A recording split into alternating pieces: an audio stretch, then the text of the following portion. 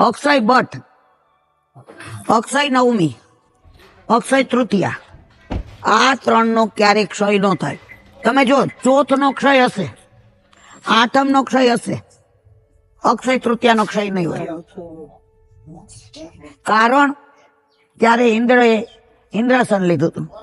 અક્ષય નવમી ત્યારે સતયુગની શરૂઆત થઈ હતી. એટલે અક્ષય નવમી નો ક્યારેય ક્ષય ન હોય. અને આ અક્ષય વૃક્ષની નીચે ઠાકોરજી બિરાઈ જતા, સામનીજી સહિત, સખાઓ સહિત, ગૈયા ને બચરા સહિત. અને પ્રભુએ અહીંયા અધરામૃત અરોગતા અરોગતા નીચે પડ્યું હતું. એટલે આ વડ પણ ક્યારેક ક્ષય થાય નહીં. એવા અક્ષય ભટ્ટમાં આવ્યા. જો વાતાવરણ આવ્યા ત્યારે કેવો તડકો હતો. હવે સત્સંગ કરવા બેઠા, થઈ ગયું વાતાવરણ. હવે તમે વૃક્ષો જુઓ,